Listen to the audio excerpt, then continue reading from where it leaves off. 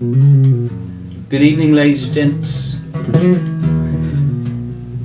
Danny Stewart here.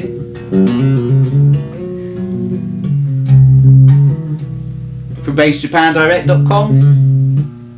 Trying to speak at the same time as play on this beautiful Aska STR AC60s S.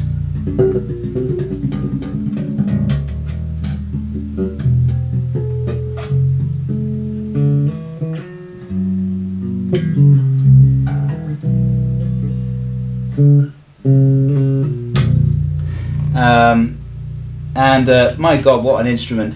It's crazy. You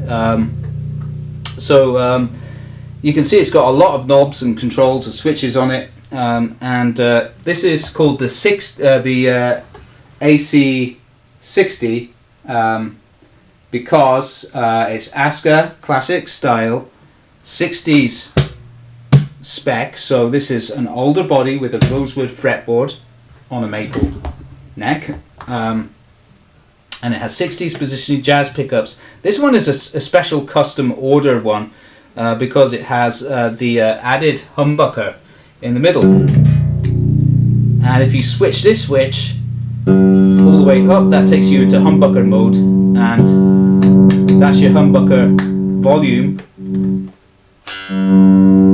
there. These two are your jazz pickup volumes, front and rear.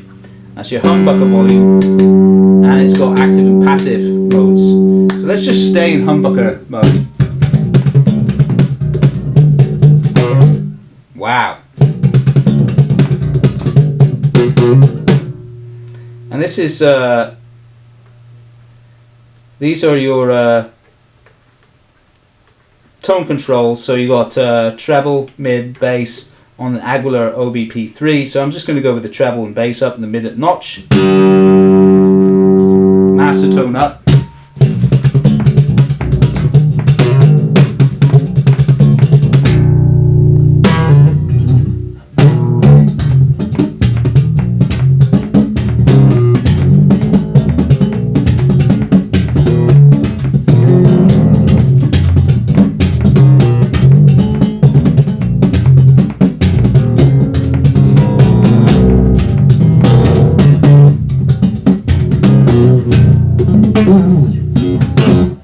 Wow. Bit rusty on that old tune of mine. But yeah, and then parallel.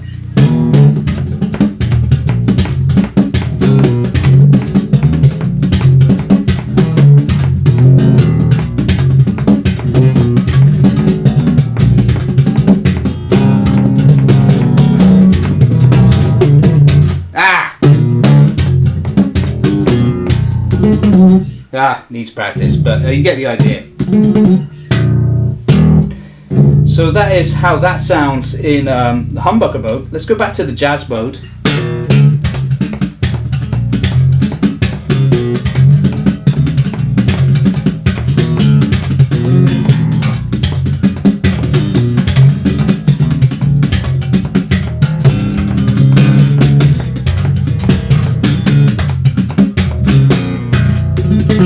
Ah, it's getting better.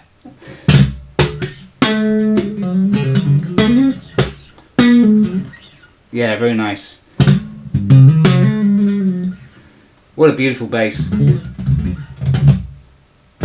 Very responsive, extremely low action, of course.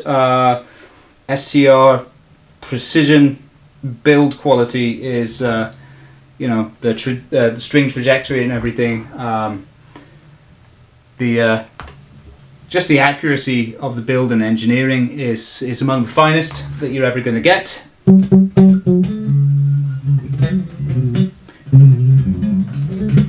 It's, oh man, you know, oh, it's beautiful. What a bass. So I mean, that's it. First, a bit of slap style. Let's stay in the jazz mode and let's take the front pickup out of the equation, give it some mid there. Wow, what a gorgeous rear pickup tone.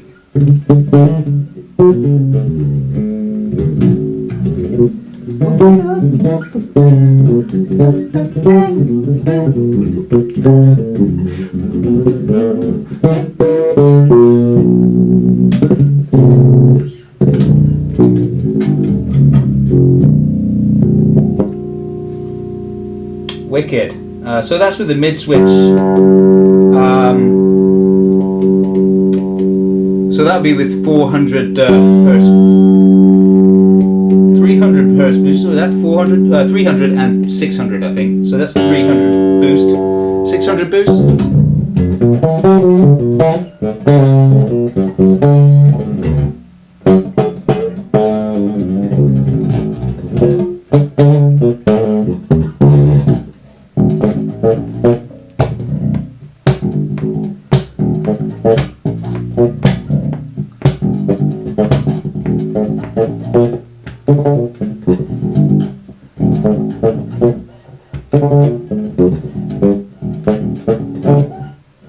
Yeah.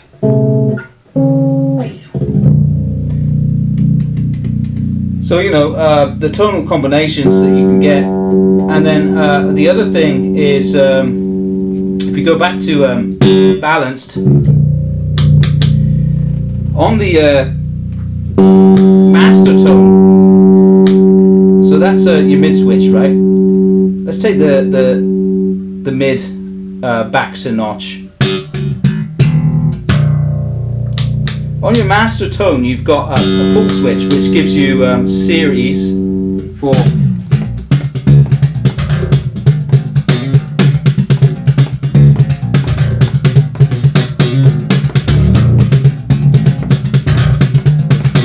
you know that's series for the bigger, fuller sound, and then parallel when it's down for a slightly thinner, crisper sound, right?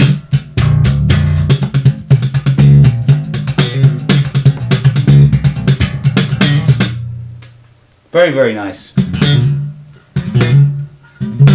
Ah, wrong note.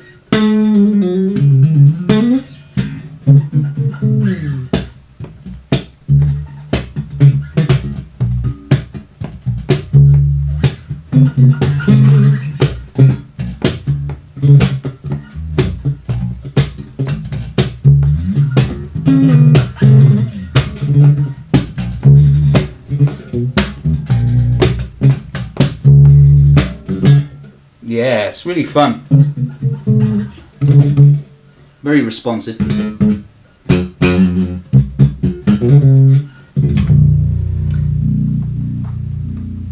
And then front pickup, you know.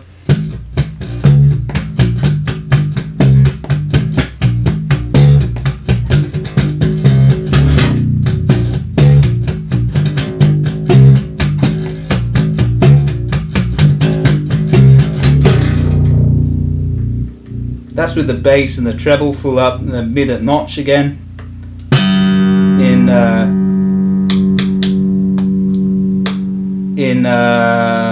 parallel mode. Funnily enough, usually parallel mode really usually only works. Series mode usually only works when you have both pickups engaged, but for some reason on this circuit it affects the front pickup too. You can hear that it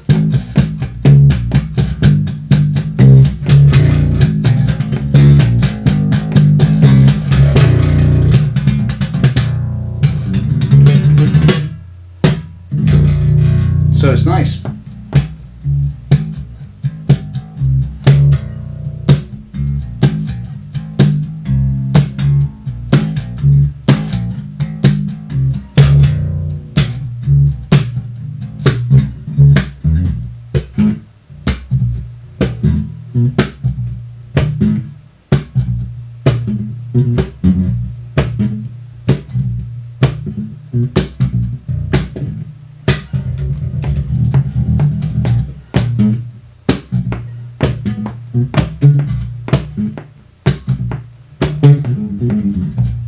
It's very nice.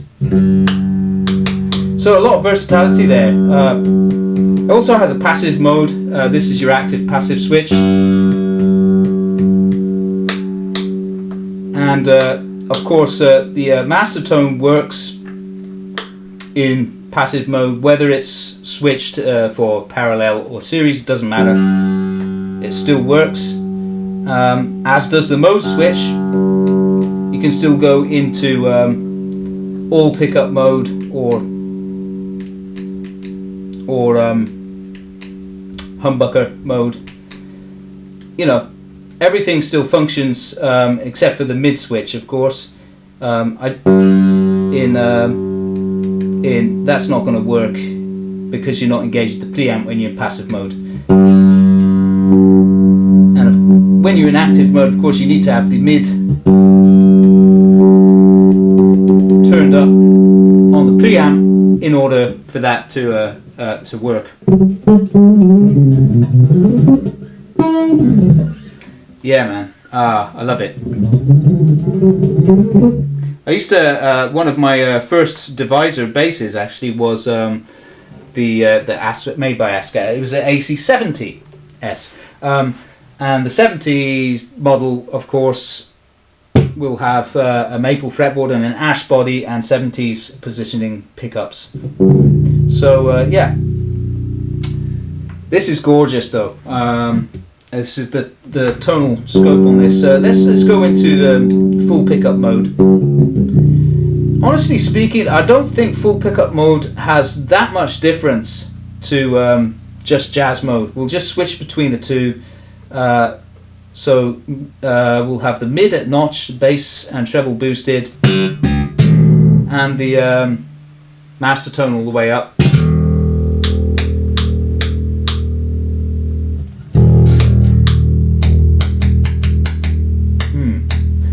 Now if you have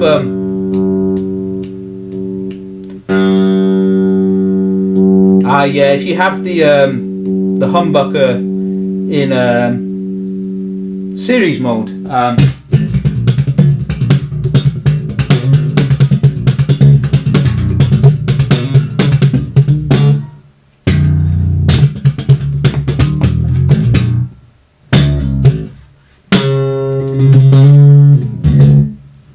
if you have it in series mode, then it really makes a difference.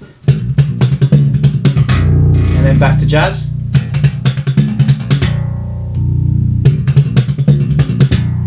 To all of the pickups. Let's go in parallel mode for the humbucker now. And then back to jazz. Oh yeah.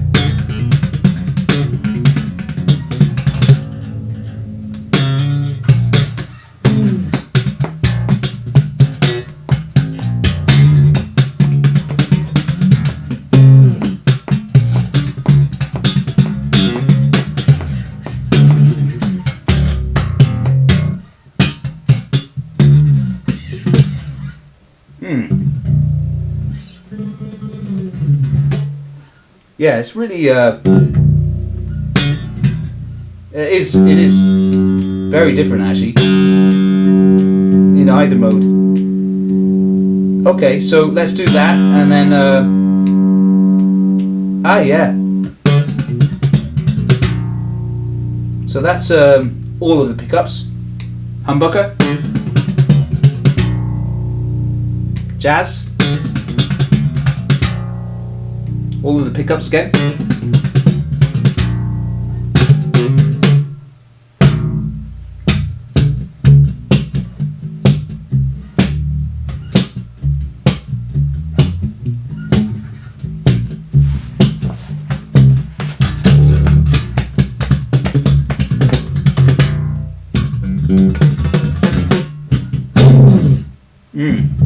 So it does actually make a lot of difference, even when you are in a series. What happens if you turn the jazz pickups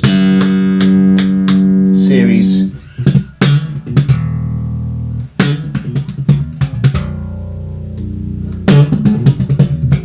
Woo! Oh my god. Okay, so yeah, it does really change the tone set too.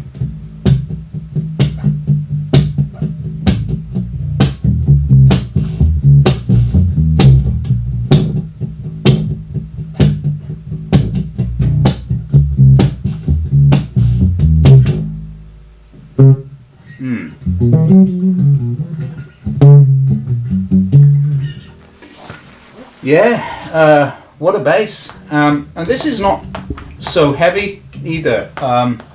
It feels like 4.2 to me. And I'm just going to weigh it. Maybe it's a bit more. I think I weighed it once before. I just forgotten because I've got so many basses that have come in. Let's see, on the hanging scales. Yeah, I thought it was 4.2. It's 4.13. So yeah, I'll just put it as 4.2, just to be generally safe. Yeah, so on the hanging scales, it's 4.13. It's not very heavy at all. It's quite lightweight. So yeah, it's got super versatility. Jazz mode, rear pickup, passive, toned down.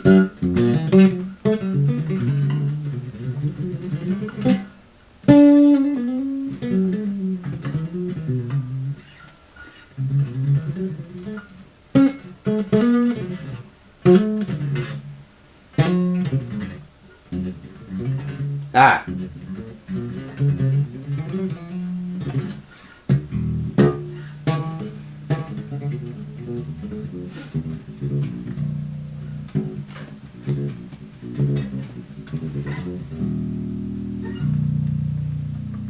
Very nice.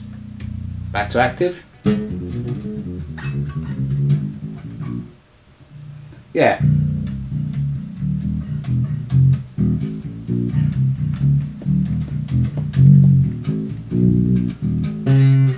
Yeah, I mean, you can hear how great the B string is as well. It's just fantastic. It's perfect. It's a perfect instrument. It's got a lot of tonal scope. It's ridiculous. And you know, the hardware, you've got a high-end purpose-made custom STR 5-string bridge there. And that has, I believe that's a 18mm pitch. And you've got the Gotto high grade tuning pegs there. Those are the what are they? What are those called? GB707s. So yeah, not the Resolites, but a grade down from the Resolites. Same gear ratio though, so very smooth operation. It's a beauty. Reminds me of my my first AC60 S, of course, which was the ash one, which I must confess I do miss it, but that was when I was really just starting to document Japanese bass guitars and brands and stuff, and I just got started. So the idea then was that I would buy one in, review it, and then put it up for sale, and then just gradually build up that way. So that was one of the very first ones that I got. It was before I even started working with Bacchus officially, which was back in with the Divisor, Aska, STR, and Bacchus, Momose. You know, those are all the brands that Divisor hold and make. So yeah, that was back in. When did I officially start working with them?